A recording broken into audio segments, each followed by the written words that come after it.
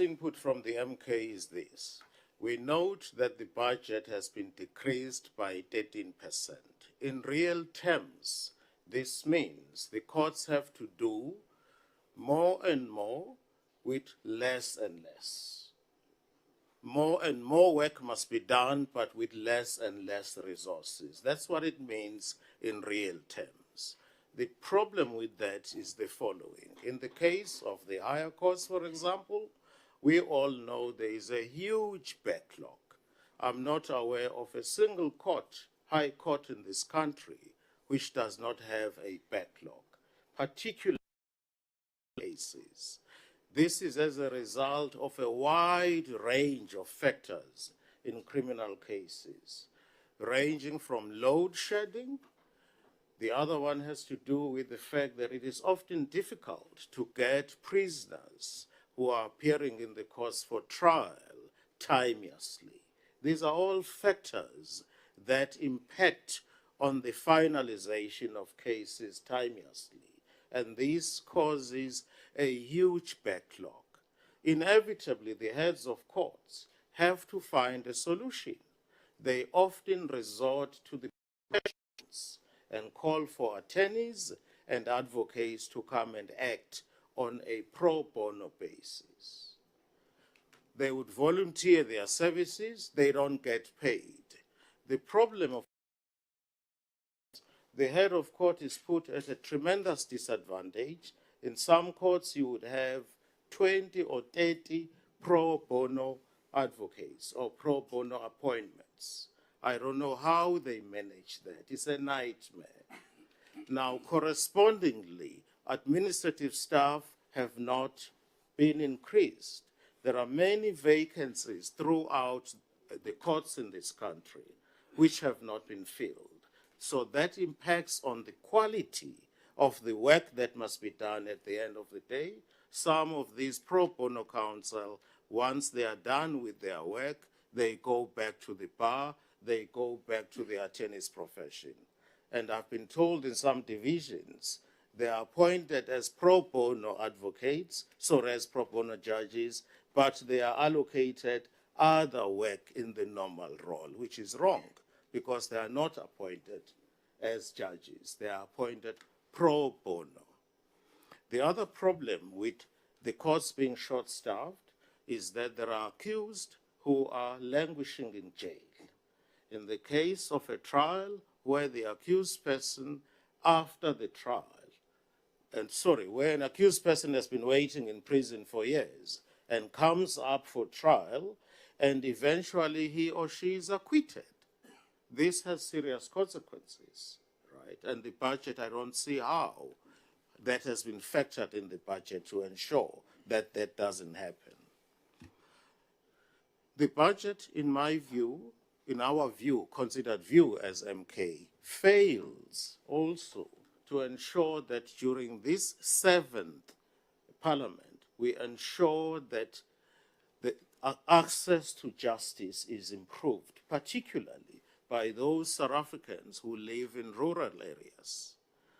We all know that South Africans who live in rural areas and who are obviously vulnerable and poor, and if one were to use color, they are by and large black people who live in those areas. Those areas are not developed. Sometimes those areas don't even have bridges. It has been raining. They will not gain access to the courts because of lack of infrastructure in those areas. Maybe the department wants to consider other options that may be available. For example, having more and more circuit courts in those areas. Access to justice, particularly in remote areas, is still a huge challenge for us. The other problem about online services, it's an ideal situation to have a paperless court. The problem is this: you cannot have a paperless court as long as you have load shedding. In order for us to have a paperless court, there must be no load shedding, so that there is access to electricity for 24 hours. This is why the online project we started many years ago will never be finalized in the foreseeable future, as long as we have load shedding, and load shedding does not appear to be going away in this country anytime soon. So as long as we have load shedding, the whole idea about online or e-filing is a dream that we will never be able to realize. The budget also, in our view as the MK party, doesn't take account of some of the realities which give rise to this caseload. For example, if one does research, cases of malicious prosecution are on the rise. I'm not talking about wrongful arrest. I'm talking about malicious prosecution. Those cases are on the rise and they impact on the budget of this department.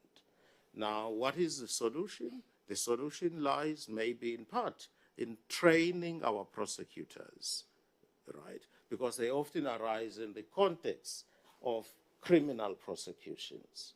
In the good old days, especially when it came to serious cases like murder, rape, you would find a senior prosecutor being allocated to the case much earlier so that he or she controls the investigation. I know for a fact I sat in the Marike de Klerk trial where she was murdered, our first lady. The policeman was involved there. It was Captain Barkhazen. He was involved right from the beginning, and he worked very closely with the prosecutors. The result was a successful prosecution. So I would really urge you that you ensure that the budget takes account of that reality. I realize that I'm running out of time. You still have 21 seconds. 21 seconds? Well, I want to stick to my time. Improved access, Melissa. Finally, we need, this is from the MK's point, to ensure that there is optimal use of court hours. I know that that is a very old story. It is as old as mankind.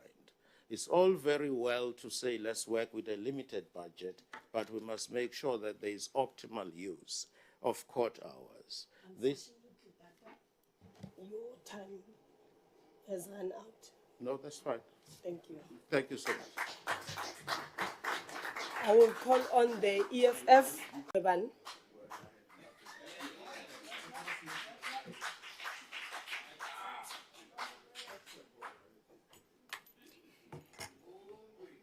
Thank you, Chairperson, honorable members, Minister, Deputy Minister, staff from the OCJ. Thank you for honoring me with this opportunity, the EFF.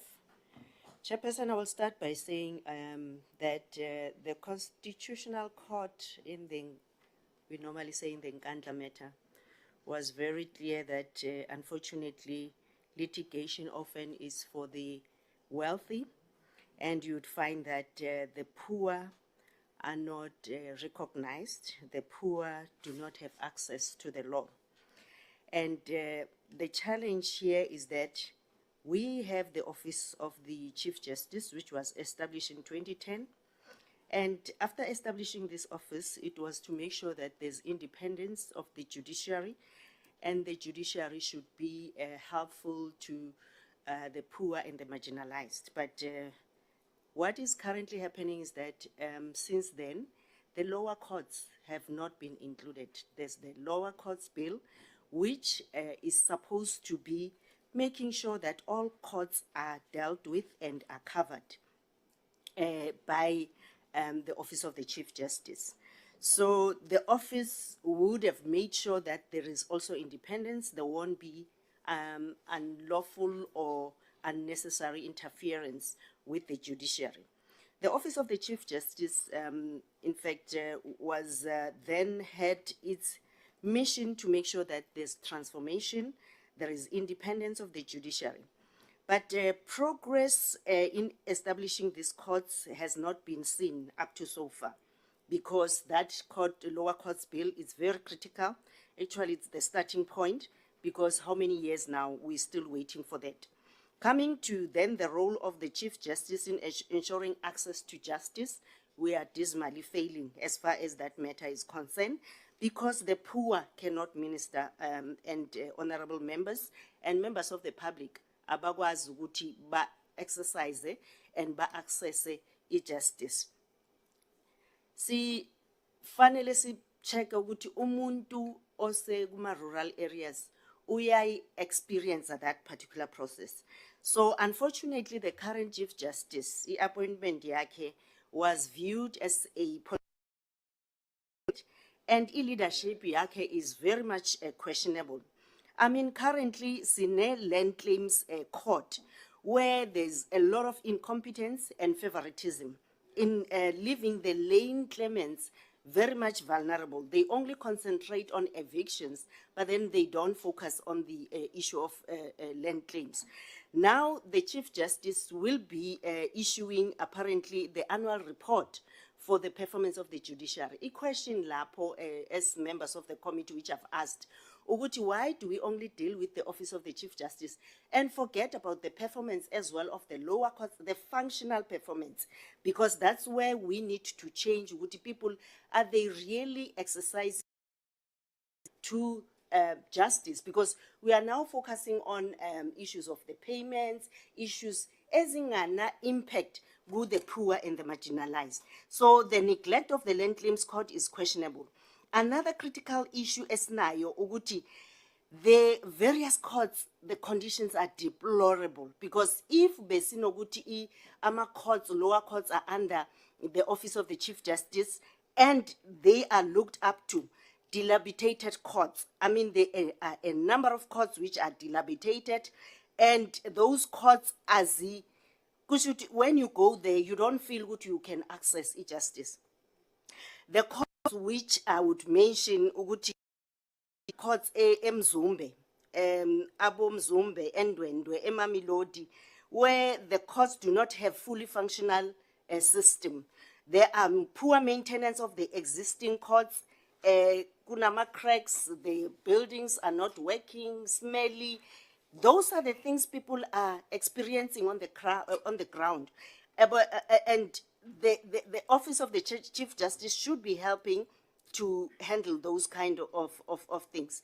We have situations, members of the public, where gender-based violence, rape victims, they are just left to be handled anyhow. There's no privacy in a number of courts where they are exposed to secondary abuse, because then you are raped, your court must be heard, you are subjected. Like there's one case in Bloemfontein where the family sat for 4 hours, and when they were called, the case was postponed. There's a lot of postponements.